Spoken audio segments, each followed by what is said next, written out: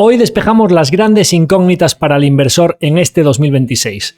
Respondemos las preguntas de la audiencia tratando temas como los riesgos que existen en China, qué hay detrás de la enorme liquidez que acumula Warren Buffett, la dependencia de Tesla en Elon Musk o la salida a bolsa de SpaceX. Si quieres saber cómo navegar en los mercados en este inicio de 2026 convulso a nivel geopolítico, este es tu episodio. ¡Empezamos! Tu dinero en acción, episodio 129. Hola a todos, bienvenidos a un nuevo episodio de Tu Dinero en Acción. Volvemos en esta ocasión con otro consultorio, en este caso el número 12, en el que damos respuesta a algunas de las preguntas que nos vais enviando la audiencia. Entre los temas que trataremos hoy están varias de las preocupaciones que tienen los inversores. Algunas de ellas serán, por ejemplo, el riesgo de una compañía como ASML en China. Comentaremos también sobre el enorme colchón de liquidez que tiene una compañía como Berkshire, SpaceX y la figura de Elon Musk en Tesla, y también plantearemos cómo rentabilizar la liquidez que puedan tener los inversores en cuenta parada. Recordaros también que este contenido, y como también ya venimos haciendo desde la temporada anterior, se emite en vídeo, por lo tanto os recomendamos verlo a través de las plataformas que nos permiten subir contenido visual, como son YouTube y Spotify. Y recordaros que para que estéis pendiente de todos los capítulos que vamos publicando, tengáis activada la campanita en Spotify y activéis también todas las notificaciones en YouTube. Por último, y como recordatorio especial, tenemos para la próxima semana, el 20 de enero en concreto, con respecto al día que grabamos hoy, el evento anual de nuestro Fondo Acción Global, que hacemos un evento para partícipes donde comentamos sobre los mercados, los cambios en cartera y las perspectivas que podemos tener de cara a los futuros meses y años. Y además ese evento lo retransmitiremos en streaming, y para aquellos que os queráis conectar os animamos a que nos contactéis a través del formulario de contacto o la web para que os podamos facilitar así el link de conexión. Vamos, si te parece, Javier, con la primera de las preguntas. En este caso nos la manda Reinaldo a través de X. Nos pregunta cómo guardarías la posición de liquidez y da algunas ideas en bono americano de corto plazo al 4%, en bono europeo al 2%. La idea sería que si hay una corrección del 15%, comprar casi todo en dólar. Se pone en la situación de que al bajar el SP500 el dólar se apreciase. Muy bien, bueno, pues ya Luis tiene sus perspectivas, creo que son bastante acertadas. El dólar en general suele actuar como un activo refugio, y precisamente en estos tiempos de bonanza del mercado el dólar lo ha estado haciendo mal, también por el interés del gobierno americano de que el dólar estuviese barato, y estamos viendo en los datos de PIB que han salido que efectivamente un dólar barato les está beneficiando mucho porque mejora sus exportaciones y frena sus importaciones. Con un consumidor americano fuerte y mucha capacidad productiva volviendo a Estados Unidos por los aranceles, pues les está yendo muy bien, ¿no? Esto podría revertir, y en algún momento en el que el mercado corrigiese, que es un poco lo que busca Luis para poder posicionarse, el dólar podría haberse fortalecido. Es imposible saberlo y las divisas son muy complicadas, pero de buenas a primeras no me parece nada malo el razonamiento. Si eso sucediese y Luis quiere tener liquidez preparada para aprovechar esas correcciones, lo ideal sería tener esa liquidez ya en dólares desde ahora. Y para una persona que vaya a invertir en dólares tarde o temprano, las variaciones que pueda tener la divisa, si sucede lo contrario y el dólar, por ejemplo, sigue devaluándose, a él no le va a perjudicar, porque al final es un dinero que ya lo tiene en dólares y tarde o temprano lo va a invertir en dólares. Y si viene en algún momento la revalorización, que lo decimos mucho con algunas de las estrategias de renta fija, especialmente en high yield, que utilizamos nosotros para algunos de nuestros clientes, creo que para quien pueda permanecer a medio largo plazo en el dólar, que se te puede ir a 1,20 o 1,25, pues podría suceder. Pero que en algún momento a lo largo de los próximos años lo volveremos a ver a 1,05 o 1,10, pues también podría suceder. Entonces, en ese escenario, pues vas a coger lo que te haga la propia rentabilidad de la cartera defensiva que tengas, más lo que te dé la divisa como inversor en euros. En ese caso tendría sentido utilizar algún tipo de estrategia, sean treasuries americanos, algún fondo tipo de los monetarios pero ya en dólares, o incluso algún ETF, que los hay, que invierten en letras del tesoro y que te van pagando esos cupones pero que ya son en dólares. Con lo cual, si la idea final es invertir ese dinero en dólares en renta variable americana, sea en un pasivo, un fondo activo o en acciones americanas, ir cogiendo el dólar en estos entornos para ya tenerlo preparado y mientras esperas rentabilizar esa inversión en dólares de manera conservadora, me parece que tiene todo el sentido. Muy bien. Vamos, si te parece, con la segunda de ellas, es de Luis Miguel Espejo Sánchez, nos plantea aquí un tema amplio, ¿no? Para inversores de nivel básico que están empezando a plantearse la inversión directa en acciones internacionales. En concreto, comenta el caso de en China, donde para invertir acciones que cotizan en yuanes, en ocasiones el inversor se ve limitado a tener que comprar mínimos o lotes mínimos de 100 acciones. Entonces, que puede resultar, en función del precio al que cotice la compañía, imposible entrar para pequeños inversores. Y luego comenta también la posibilidad de invertir en otros mercados como Corea del Sur o India a través de ADRs o GDRs. Bien, a ver, aquí iría por partes. En primer lugar, decir, y aquí vamos un poco a nuestra propia política de inversión, se pueden hacer buenas rentabilidades, y lo estamos viendo en mercados muy desarrollados, sin necesidad de ir a mercados emergentes, máxime con los estándares de seguridad jurídica y especialmente con los índices de fraudes contables que hay en un país como China. Entonces ese sería el primer filtro. No es necesario para hacer retornos invertir en compañías chinas, pero si alguien específicamente quiere o le gusta analizar empresas chinas y además encuentra que hay oportunidades baratas, el segundo filtro es ¿por qué no hacerlo de manera diversificada? Podríamos, en vez de exponernos a que una, dos o tres compañías chinas en concreto vayan bien, hacerlo pues a través de una cartera que se exponga al conjunto del mercado chino o algún fondo activo que tenga gestores sobre el terreno y que puedan conocer bien esas compañías, pero que no tenga 3 o 4, sino que tenga 30, 40 compañías chinas. Entonces ahí meteríamos una primera capa de seguridad.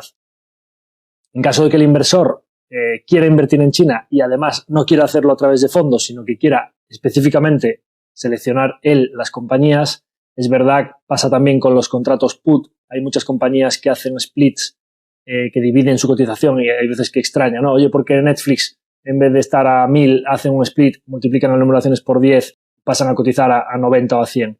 Esto principalmente es porque los contratos put, que pasa lo mismo que con estos mercados chinos en los que el mínimo son 100 acciones, pues cuando el mínimo de contrato son 100 títulos, si la acción cotiza a 1000, pues lo mínimo que puedes invertir son 100.000 y eso limita mucho la inversión para los inversores, especialmente particulares. Porque la diversificación de una cartera cuando el lote mínimo de una acción es de 100.000, pues se vuelve muy complicada, ¿no? Entonces, en ese caso, y también creo que las compañías que se esfuerzan en pasar el escrutinio regulatorio para tener un ADR listado en Estados Unidos es una capa de seguridad adicional, con lo cual yo creo que en el universo de acciones chinas que tienen ADR en Estados Unidos, ADR, para que no sepa, son las siglas ya American Depository Receipt, con lo cual es una especie de producto financiero que replica la evolución del título en China. No siempre el precio es el mismo cambiando de yuanes a dólares. Hay ADRs que duplican la mitad de una acción china, hay otros que duplican 2 acciones. En cada caso hay que mirarlo específicamente, pero en general la evolución en porcentaje, tipo de cambio aparte entre las dos divisas, está ya incluido. Si el yuan se deprecia con respecto al dólar, pues eso va a tener un impacto en el ADR americano, pero en general creo que en el universo de acciones chinas que tienen ADR debería ser suficiente para pescar ahí sin tener que irnos a comprar específicamente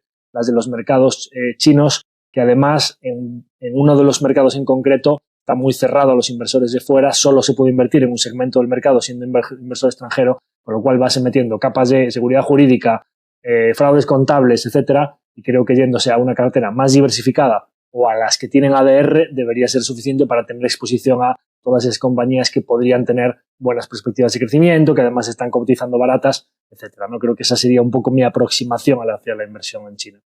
Perfecto, pues aclarado entonces, da para hablar más, pero creo que hemos contestado suficientemente a la pregunta que nos lanzaba. Vamos con otra de Mario Manuel Jiménez, que nos dejaba por YouTube. Nos decía, ¿cómo ves las materias primas para este 2026? Las materias primas es un sector complejo del que además yo no soy para nada experto. Y además es que materias primas en general incluye pues materias primas industriales, metales preciosos, etcétera.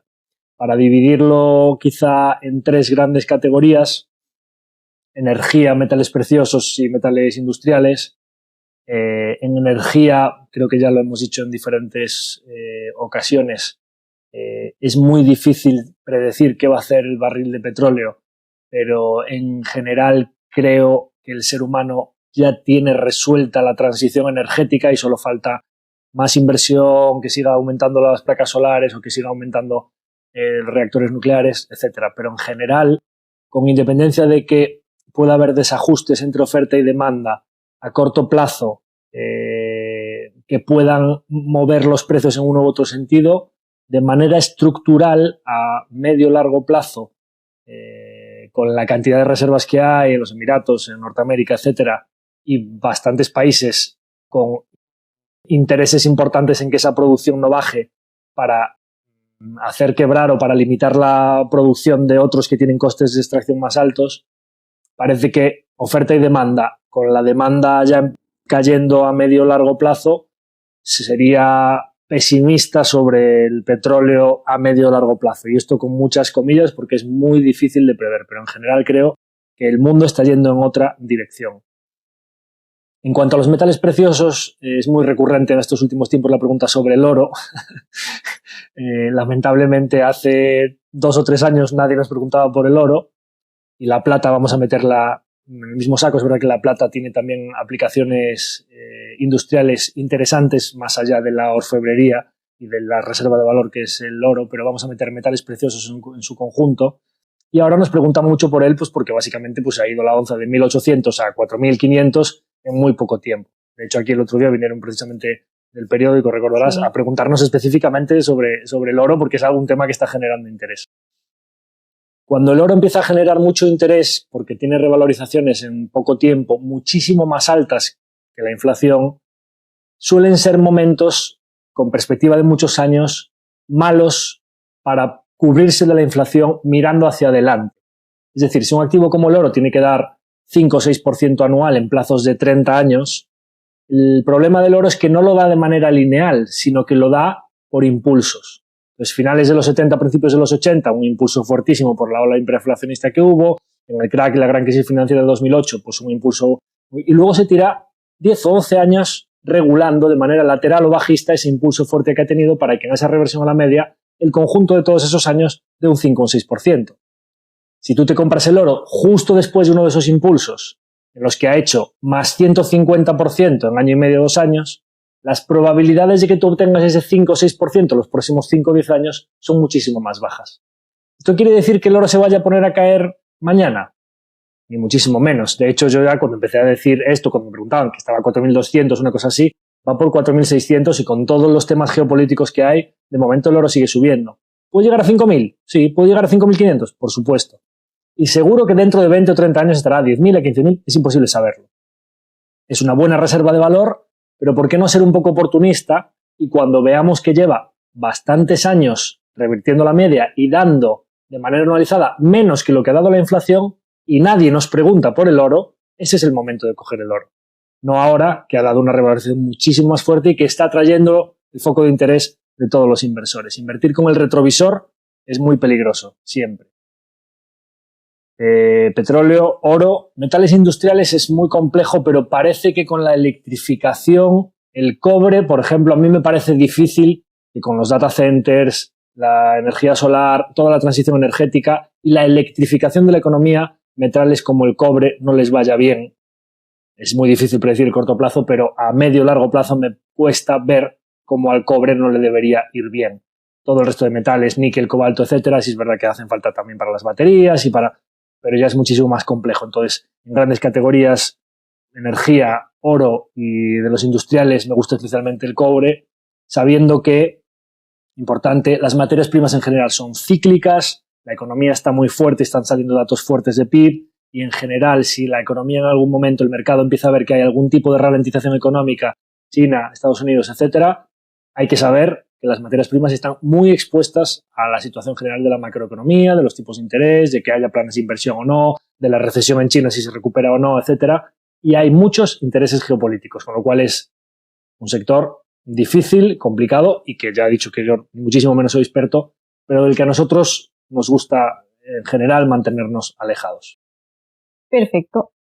Héctor Sánchez en Twitter preguntaba por la contracción de múltiplo que ha tenido últimamente Vitec. Nos pregunta, ¿los problemas de Enova los ves como temporales mientras hace nuevo M&A?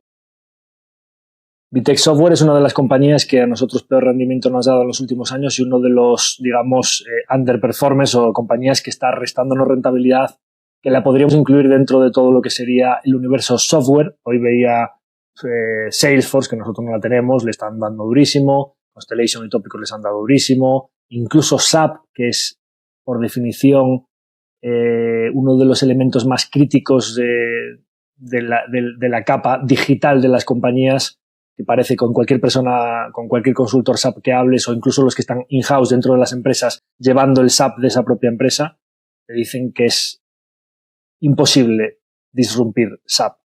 Pues también la han castigado. Es decir, bueno, ya no hablemos de Adobe, que lleva una torta finísima y no es vertical, es un software horizontal, ¿no?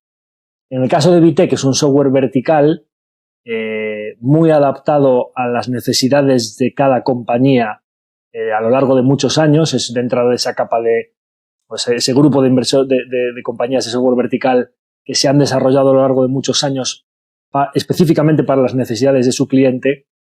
Y parece que debería ser difícil disrumpir a Vitec, pero el mercado está contrayéndoles los múltiplos a todas ellas porque parece que con los cloud y todos estos modelos de desarrollo de software, las barreras de entrada en la industria se van a reducir. El hecho de que se reduzcan las barreras de entrada no quiere decir que los vayan a desplazar inmediatamente, pero el mercado está decidiendo pagar menos múltiplo por ellas. Yo creo que es razonable pagar menos múltiplo por ellas cuando se reducen las barreras de entrada, pero la compresión de múltiplo tiene un límite si la compañía genera mucha caja, porque llegado a un punto podría empezar a recomprar sus acciones, pagar dividendos, etcétera, y hay un límite si es una compañía muy generadora de cash flow, si no se produce la disrupción inmediata, porque además podría reinvertir ese cash flow en adquisiciones más baratas de compañías que sus dueños digan, viene una disrupción y empieza a venderla a múltiplos más altos, con lo cual Vitec podría desplegar capital a tasas más altas, con lo cual está bastante hedgeada la tesis. De momento no es eso lo que nos están diciendo. Nos dicen que, como está el mercado, como están los propietarios de las compañías que son posibles objetivos, no quieren vender a múltiplos bajos y, de hecho, están esperando a que el mercado recupere. Es decir, creen que el mercado va a tener una recuperación.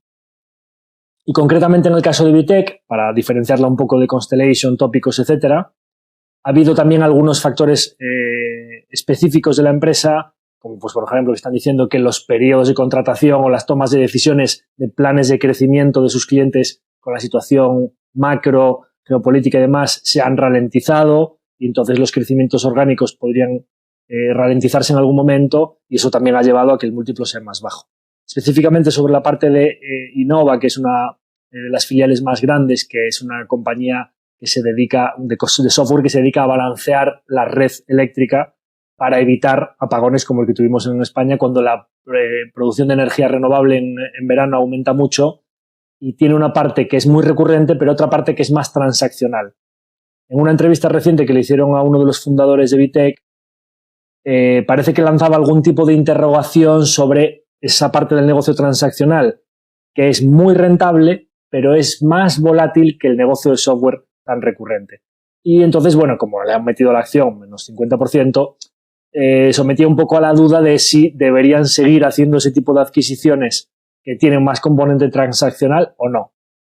Como los hechos son los que son y la compañía ya ha tenido el castigo que ha tenido, a mí me parece que al múltiplo del que está cotizando ahora mismo es una alternativa muy atractiva, pero también hay que decirlo, todo lo de la inteligencia artificial no va a empeorar. Lo que estamos viendo ahora es el peor modelo que va a haber y esos modelos solo van a seguir mejorando. Con lo cual tampoco apostaría porque de repente vayan a tener una expansión de múltiplo brutal. Sí que es verdad que llegado a un punto el mercado se quedará satisfecho con el múltiplo que cotizan y estas compañías siguen componiendo a tasas altas en free cash flow y en beneficio operativo, con lo cual previsiblemente si el múltiplo no varía nos llevaríamos lo que componga, que es una tasa bastante alta. Y también es verdad que el equipo gestor, en base a lo que ha pasado con Enova, pues a base de ese prueba-error de lo que les funciona o no les funciona, previsiblemente, no olvidemos que es una compañía que lleva más de 20 años componiendo a tasas muy, muy elevadas. O sea, tiene un historial de despliegue de capital impecable, ¿no? Con lo cual, implementando todos estos aprendizajes, es posible que veamos a futuro menos adquisiciones que tengan componente transaccional. En todo caso, bueno, múltiplo muy contraído y creo que a día de hoy para quien tenga paciencia, buena oportunidad. Muy bien. Luis Reinaldos, en esta ocasión por YouTube, pregunta, como accionista de Brookfield, ¿no te preocupa la obsesión de Flat con el tema de la infraestructura de IA? Bueno, hablamos en el capítulo de Brookfield, en uno de los últimos episodios hicimos un monográfico sobre Brookfield Corporation y hablamos, pues toda la parte energética y de infraestructuras para IA y demás. En el capítulo de bonos al 0% hablábamos un poco de la parte intensiva de capital de IREN, que emitía bonos al 0%, pero realmente estaba diluyendo mucho a sus accionistas.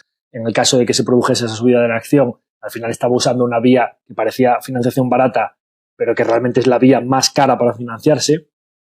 Y hablaba de un poco de la intensividad de capital, de los centros de datos, etc. En el caso de Brookfield es que su negocio son las infraestructuras, con lo cual realmente, por definición, es un negocio que es intensivo en capital porque son activos pesados físicos que requieren de financiación, pero en ningún caso lo hacen diluyendo a sus accionistas en la matriz.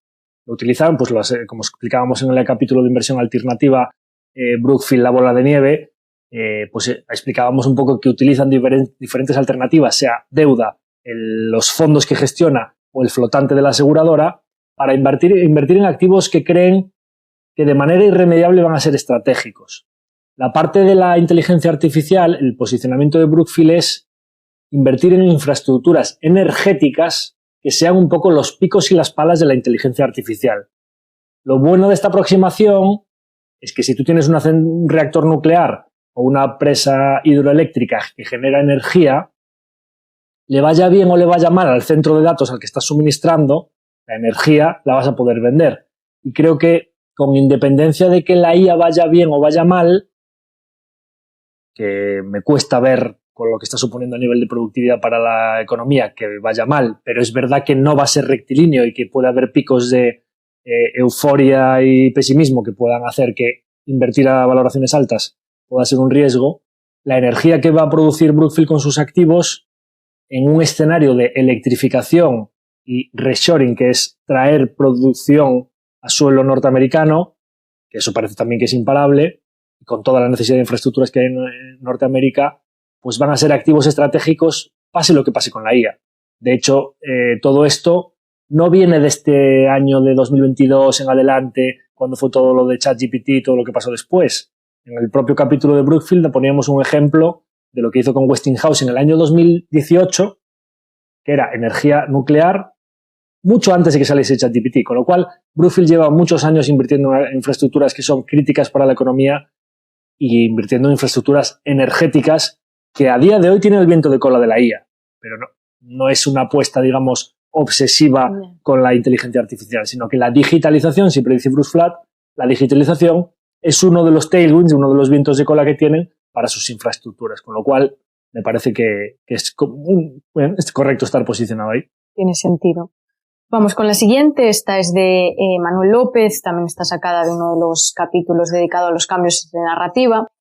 Nos preguntaría, me gustaría saber tu opinión acerca de, viendo que el cambio a veces dura varios años, si es recomendable incluso esperar a la confirmación del cambio de narrativa para tomar posiciones y obtener un buen rendimiento con menor potencial, pero también menor riesgo de caer en trampa de valor. Sí, esto es porque en uno de los primeros episodios de esta quinta temporada, creo que fue el 125, la temporada empezó en el 123, que hicimos una introducción, hablamos de burbuja IA, no IA, en el episodio 124 fue cuando hablamos de los bonos al 0% y lo de IREN, y creo que en el 125 fue cuando hablamos del tema de los cambios de narrativa y todo lo que... En uno hablamos de Netflix y de todo el tema de Warner Bros., no sé si fue el 125 o el 126, en uno de esos dos hablábamos de los cambios de narrativa, enormes fuentes de rentabilidad, ¿no? Que es un poco eso de cuando hay una historia sobre una compañía que está muy penalizada y el mercado se cree esa historia, pero realmente tú haces mucho trabajo y te das cuenta que la realidad de lo que está pasando apunta en una dirección muy diferente, cuando los beneficios de la empresa no solo no caen porque esa narrativa imperante no se vuelve cierta, sino que los beneficios de la empresa siguen aumentando y de repente empieza a cambiar la narrativa, coges toda la subida de los beneficios y toda la subida del aumento de múltiplo que el mercado decide pagar por esos beneficios, con lo cual doble upside son las tires más espectaculares que puedes hacer, como ha pasado recientemente con Google, está pasando en estos momentos que sigue haciendo máximos históricos y hace nada era perdedora de la IA, o como pasó con Tesla, que era una compañía de coches eléctricos que se la iban a merendar los chinos y ahora es autonomía y robótica, o como muchos casos que hablamos en ese episodio de Apple, etcétera. casos históricos que han sido enormes fuentes de rentabilidad. Lo que nos está preguntando un poco aquí nuestro oyente es si hay una narrativa imperante, ¿por qué no esperar a que esa narrativa ya estemos viendo que ha cambiado, aunque tengamos que comprar un poco más alto? Pero entonces el riesgo es más bajo. Tiene mucho sentido la pregunta, y esto es un poco vaya todo esto de que la inversión no es una ciencia, sino que es más bien un arte, y por eso es tan difícil. El problema de hacer eso es que en muchos casos una de las cosas que más afecta al cambio de narrativa es el propio precio de la acción. Entonces, cuando tú simplemente estás esperando a que cambie la narrativa, muchas veces la gente que está dentro y en el entorno más cercano de la compañía se empiezan a dar cuenta que las cosas se están mejorando y tú empiezas a ver que la acción empieza a subir sin ningún motivo y la narrativa todavía no ha cambiado. Y ese propio precio, que vaya mejorando el precio de la acción, la gente empieza a decir, oye, ¿qué está pasando? ¿Por qué está subiendo esto? Pero esto no estaba siendo disrumpido, etcétera. Y eso empieza a ser lo que fomenta que cambie la narrativa. Y cuando de repente cambia la narrativa, como ha pasado en los últimos... El ejemplo de Google es maravilloso, de Alphabet, ¿no? La narrativa de Google, por supuesto ahora Gemini es el mejor modelo y ahora van a poner Gemini en Siri, etcétera. Pero es que está la acción a más del doble de lo que estaba en abril. Entonces, ¿cuándo es el momento en el que tú decides, vale, la narrativa ya ha cambiado? Cuando lo decides o cuando ya te das cuenta que todo el mundo empieza a decir Google es ganadora de la IA, compras la acción a lo mejor a un 80 o un 100% más alto de lo que la podrías haber comprado. Entonces, es muy difícil todo esto. Pero no me parece mal esperar a que empieces a ver un cambio en el sentimiento, o sea, a donde apunta Luis era, ¿no? Luis Reinaldo, sí. Creo que es muy correcto en cuanto a que, en vez de estar, lo que se suele decir, comprando el cuchillo cayendo, que por lo menos empieces a ver que ya empieza a haber una serie de brotes verdes que empiezan a apuntar a que por lo menos el sentimiento podría dejar de deteriorarse. Pero sabiendo que lo más importante de todo no es la narrativa. Es que si tú profundizas en algo y resulta que la verdad que encuentras es diferente a la narrativa y eso te ofrece una oportunidad de comprar una acción muy por debajo de su valor intrínseco, cómprala. Y simplemente luego espera. La narrativa volverá a igualar a la verdad que tú has encontrado. Porque si esperas a que la narrativa se adapte a lo que es el precio de la acción, probablemente termines perdiendo mucha parte de esa TIR tan atractiva. Perfecto, pues un tema interesante. Vamos, si te parece, con otra de las preguntas que nos plantea en este caso Tino Quesada. Nos dice, si nos creemos las proyecciones de Microsoft, Amazon, Nvidia sobre las reservas de TPU y GPU, ¿dónde estamos con el mundo del data center? Y más en particular, nos pregunta aquí, ¿va a dejar España, con la ubicación tan favorable y privilegiada que tiene de conexión de cables, dejar pasar la oportunidad de convertirse en referente mundial en el mundo del data center? Ojalá que no, pero bueno, como tantas otras oportunidades, que aquí pues el clima inversor, la facilidad para emprender y la seguridad jurídica y el entorno fiscal que tenemos para que vengan grandes corporaciones a invertir, pues quizá no vamos a decir que sea el peor, pero ni mucho menos cuando tienen que escoger entre diferentes países, lo hemos visto en los últimos 10, 15 años. En Irlanda, por ejemplo, pues hay muchas corporaciones que escogen otros países antes, ¿no? ¿Dónde estamos en el mundo del data center? Lo que no va a ser es, como decía antes, todas las olas de la IA no van a ser rectilíneas, la inversión no va a ser rectilínea, pero parece claro que en un mundo en el que los datos son la materia prima más importante que tiene que tratar, manejar y almacenar nuestra sociedad, me cuesta ver en qué situación en 10 o 15 años no debería haber más data centers que hoy. De ahí que pues todas estas compañías estén anticipándose y estén invirtiendo fuerte. Sí que es verdad que los data centers al final tienen una dependencia fuerte de los planes de CAPEX, y el CAPEX, lo hemos dicho, los planes de inversión en capital, en activos fijos, por definición son discrecionales. Cuando se complican las cosas, las compañías pueden optar por reducir OPEX, por despedir a gente, etcétera, pero seguro que lo primero que van a recortar son sus planes de inversión. Entonces, pues hay una ciclicidad ahí, con lo cual no debería ser, o sea, en periodos de 10 o 15 años probablemente hay un crecimiento muy importante en los data centers a nivel mundial, pero no va a ser de manera lineal, sino que va a haber subidas y bajadas. Ojalá que España, teniendo tanto sol, tanta costa, viento, etcétera, acceso a recursos naturales renovables que podrían estar directamente unidos a la generación eléctrica al consumo energético de los data centers, y tenemos grandes superficies de territorio despoblado que podrían utilizarse a coste muy bajo de la tierra para construirlos, pues como dice Tino, pues los mimbres para que eso pudiese ser una buena oportunidad existen. Que la aprovechemos o no, pues depende ya de una serie de factores que para nosotros son incontrolables y que, bueno, pues no voy a decir que no exista, o sea, que no pueda suceder, pero bueno, seguro que hay otros países que aprovechan esas oportunidades mejor. Ya veremos, ojalá me equivoque. Pues lo veremos los próximos años. Antonio Ulla en YouTube nos pregunta, ¿crees que la hegemonía de ASML pueda peligrar en unos años por los avances de China en litografía? Lo de ASML y China es muy complejo. Este es el motivo por el que nosotros en ASML tomamos una posición pequeña y se ha duplicado desde que tomamos esa posición en abril. Y pues el pensamiento típico del inversor es, tenía que haber comprado más.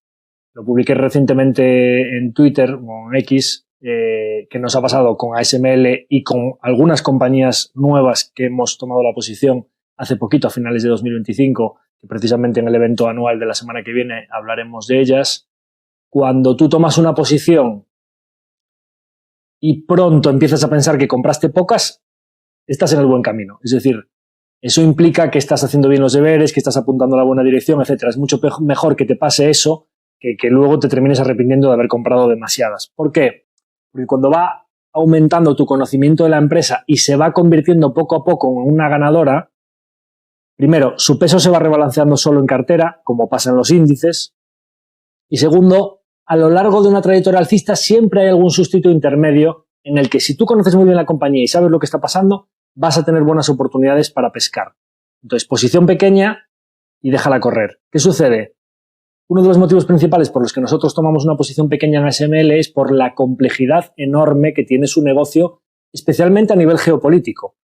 Lo que hace ASML es tan crítico que hay enormes intereses entre países por controlar o por tener también el dominio de esa tecnología, que a día de hoy, un 80-90% del mercado y en las máquinas más avanzadas, en el 100%, lo tiene solo ASML Holding.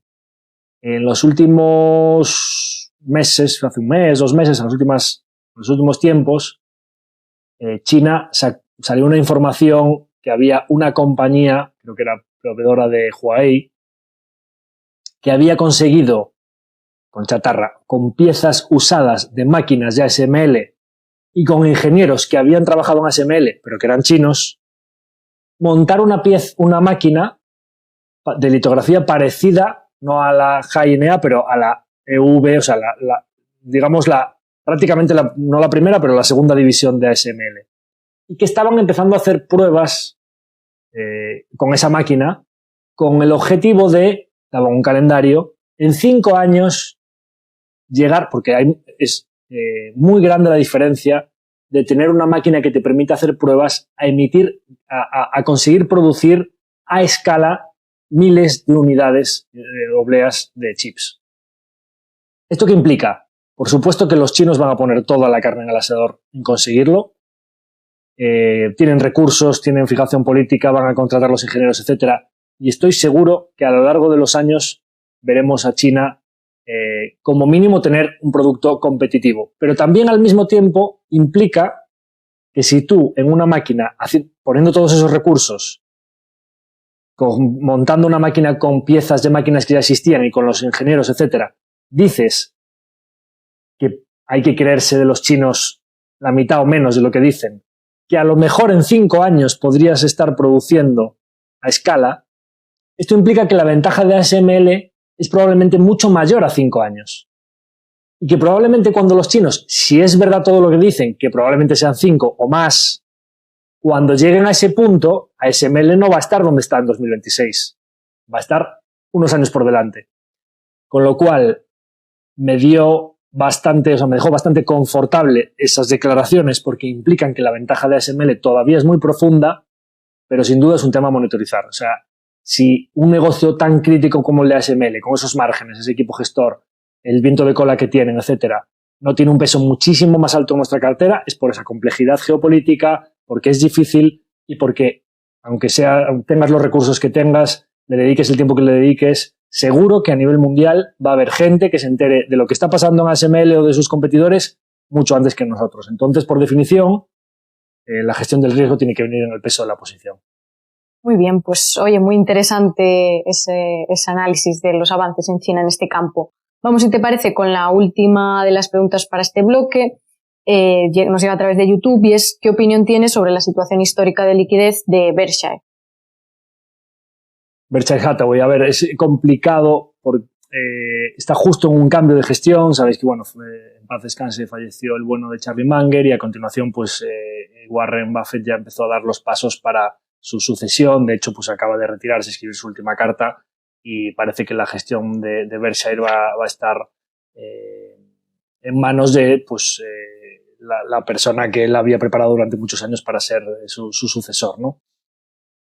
Pues no sé si sale el dato estos días, no sé si tiene sin invertir, no sé si 350.000 millones de dólares, que es el colchón de liquidez más alto que ha tenido en su historia, ¿no? Aquí hay varios, normalmente la gente pregunta sobre esto por si pudiese ser un indicio de que ven el mercado caro y se están anticipando a una posible caída. Podría ir por ahí la pregunta. No interpretaría demasiado de ese colchón de liquidez. Es decir, por supuesto que si vienen caídas las van a aprovechar, porque han sido, en los últimos tiempos, en general, los deals grandes que han hecho han sido de manera bastante oportunista. Contábamos también el tema de Apple, que la compraron cuando estaba en 2016 a un múltiplo muy deprimido, y antes de lo de Occidental Petroleum, etc. Y en general, como inversores value, son oportunistas. Pero es verdad que ahora la liquidez en Estados Unidos, desde los últimos años, desde la pandemia hasta ahora, está rindiendo mucho más que antes. Entonces, a mí me cuesta ver que ellos tuviesen un colchón de liquidez tan grande si los tipos en dólares estuviesen al 0% y la inflación al 3 o al 4%, porque estarían perdiendo, o sea, ese dinero se lo estaría comiendo la liquidez, la inflación en un porcentaje mucho más alto. Pero es que ahora los tipos a 2 años, como contábamos también en el episodio de perspectiva, subirá la bolsa en 2026. La curva ya ha ganado pendiente porque los tipos a corto plazo han bajado al 2,5%, 3% y los tipos a 10 años están al 4 y pico, pero en una cartera de renta fija americana más o menos bien gestionada no está siendo difícil obtener un 3 o un 4% y están saliendo inflaciones al 2,7%. Es decir, tú solo invirtiendo en renta fija americana, prestándole el dinero a la tasa libre de riesgo, letras, bills y treasuries, ya te estás más que cubriendo de la inflación.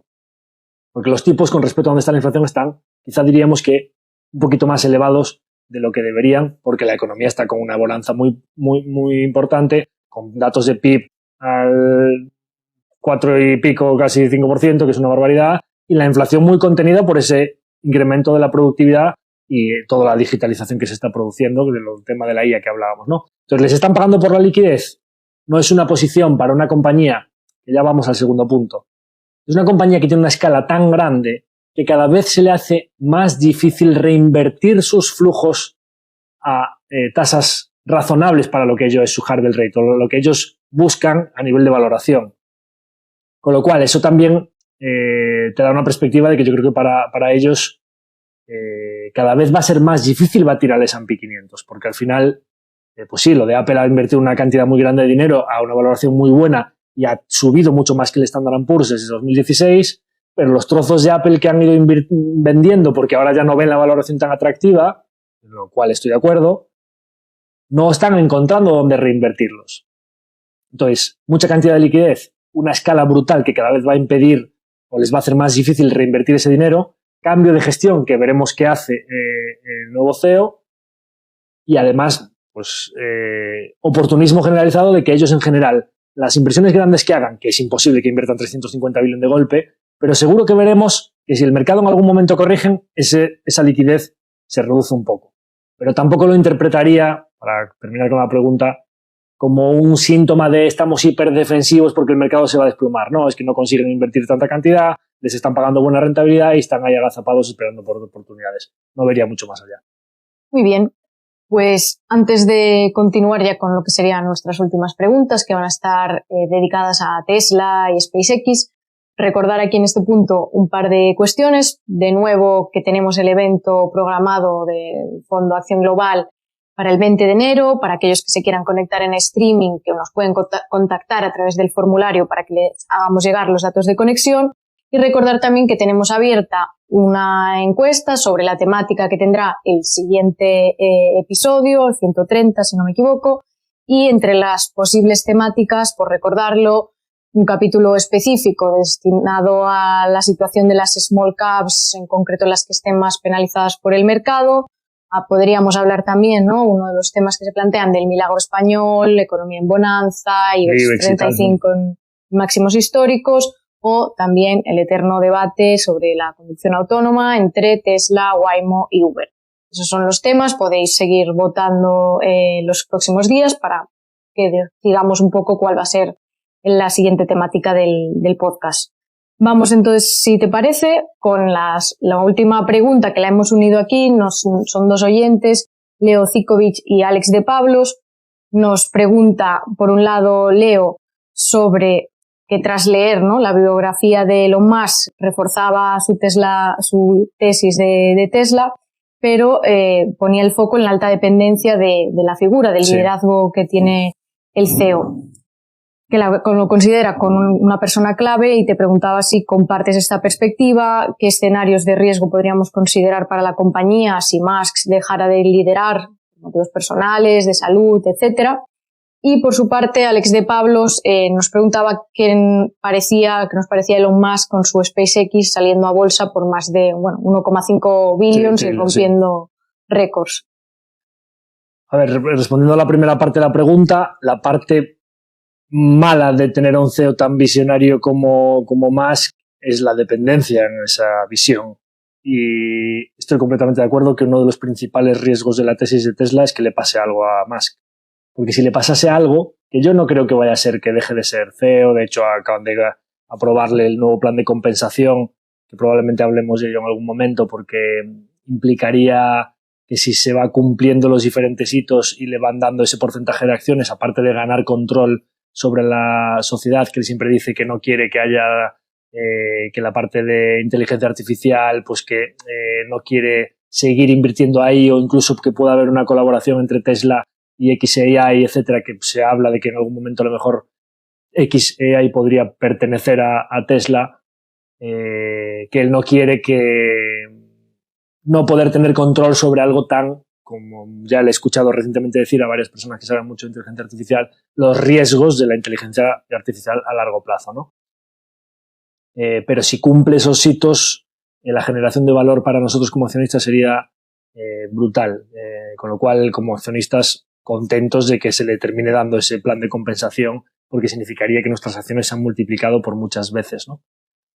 Entonces yo no creo que vaya a dejar de ser CEO. De hecho, creo que es una persona que las partes malas que tienen, su egocentrismo, llámalo como quieras, creo que tiene un orgullo que le lleva a querer más y más y más. Es ambicioso en cuanto a la generación de valor de sus compañías, y creo que Tesla, por supuesto SpaceX, de la que hablaré a continuación, pero Tesla especialmente creo que es uno de sus, digamos, niños mimados, o decir, o sea, el ojo de la cara, o llámalo como quieras, ¿no? De las compañías a las que él le tiene un cariño especial, y creo que va a seguir durante años generando valor ahí. El riesgo es que le pase algo físicamente, que es una persona que atrae mucho protagonismo, pues que alguien le pueda hacer algo, o que tenga un accidente o cualquier cosa así, porque como es aún joven, parece que de tema de salud no debería estar cerca ese momento, ¿no? Ese riesgo existe. Por eso tenemos una gestión de posición, y al final tenemos 35 compañías, porque en el mundo de la inversión no sabes cuándo puede pasar, en el momento menos pensado, lo menos pensado. Y recientemente lo hemos visto con el caso de Constellation y Mark Leonard, pero es verdad que una persona pues que ya tenía casi 70 años y que lógicamente pues ya está en un momento de su vida diferente y que era más previsible que pasase. Pero si le pasase algo a Elon Musk, ese día las acciones de Tesla abrirían con una caída muy importante, porque muchas de las perspectivas en los beneficios futuros de Tesla dependen de la visión de Elon Musk. Es verdad que tiene un equipo de ingenieros cada vez, que es lo que hablamos de la cultura, ¿no? En Inditex la cultura de los Ortega está completamente impregnada y ya son varias generaciones, con lo cual eso cada vez, cuando la cultura de una empresa va avanzando a lo largo de los años y se va impregnando, cada vez es más difícil cambiarla, para bien o para mal, y entonces cada vez depende menos de la visión del CEO. Con lo cual, si a Musk le pasa algo dentro de muchos años, cuando la cultura de Tesla y la generación de valor ya ha sido brutal, es menos importante que si le pasase ahora. Cada vez tiene pues más gente que ya ha sido formada por él, etcétera, pero la cultura de ser completamente frugal en gasto, de invertir a saco pensando a largo plazo, de posponer la recompensa, etcétera, está mucho implícito en el múltiplo de Tesla de que la generación de valor va a ser muy alta y eso depende mucho de la figura de Musk, con lo cual es un riesgo en la tesis de Tesla, absolutamente, totalmente de acuerdo.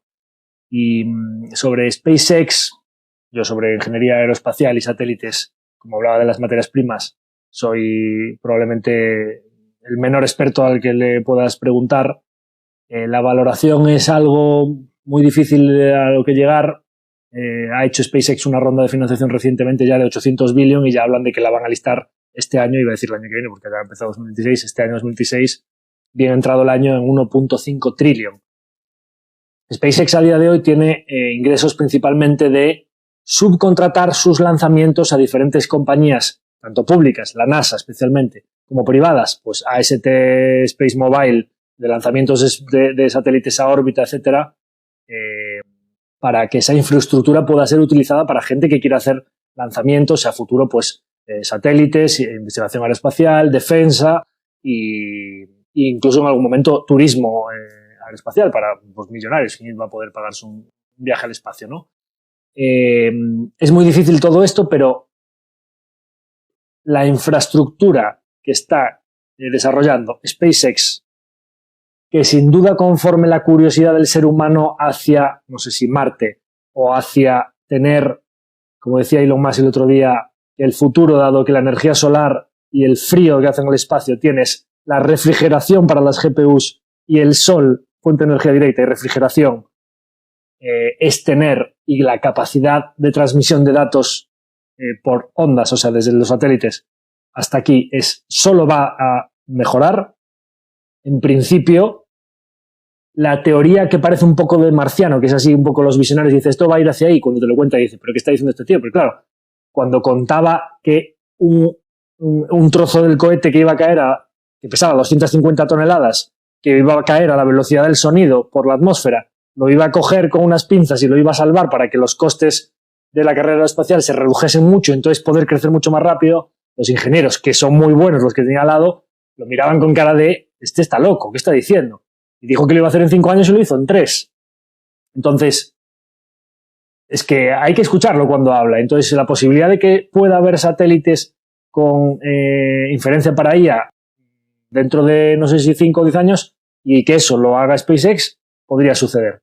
A mí me cuesta ver, con el hype que parece que se está desarrollando hacia la salida a bolsa de SpaceX, tanto que muchas compañías aeroespaciales que ya cotizan están volando a día de hoy, es una configuración que a mí como inversor me cuesta ver. O sea, si te hubiesen dejado de invertir en SpaceX a 150, 200 o 300 billion hace unos años, la posibilidad de, claro, si ya te la sacan a 1,5 trillion, que se puede ir a 10 trillion en unos años, pues por supuesto, depende de la ejecución del plan, de los beneficios que consiga, etcétera. Pero una parte muy importante del upside la van a hacer los accionistas privados en el momento que la saquen a cotizar. Y además el camino no va a ser rectilíneo, porque las compañías que cotizan a múltiplos tan elevados y que tienen tantas expectativas en su múltiplo, tan pronto pase cualquier cosa mal, que les salga un lanzamiento mal, que de repente se ralentice cualquier cosa, que de repente el mercado en general baje los múltiplos. Claro, una compañía que cotice a 100 veces, te la ponen a 50 veces, sigue igual de cara y cayó un 50%. Con lo cual, mucho hype, expectativas, etcétera. Yo lo miraría desde la barrera, por lo menos de inicio cuando salga, pero es verdad que esa infraestructura, si consiguen ir hacia donde están apuntando, sería algo insustituible, porque al final, cuando tú ves que una compañía, o sea, que la NASA le está subcontratando cosas a SpaceX, o sea, que una compañía privada ha adelantado al propio gobierno de Estados Unidos por la derecha en la carrera aeroespacial, dices tú, bueno, pues implica que están haciendo algo muy difícil de hacer, tiene a los mejores ingenieros, es la única compañía por encima de Tesla que tiene todavía más talento en ingeniería. Entonces, gente tan lista, con tantos recursos, invirtiendo para mejorar la sociedad y para conseguir avances que nunca se habían conseguido, en general tiene pinta de que la generación de valor va a ser alta.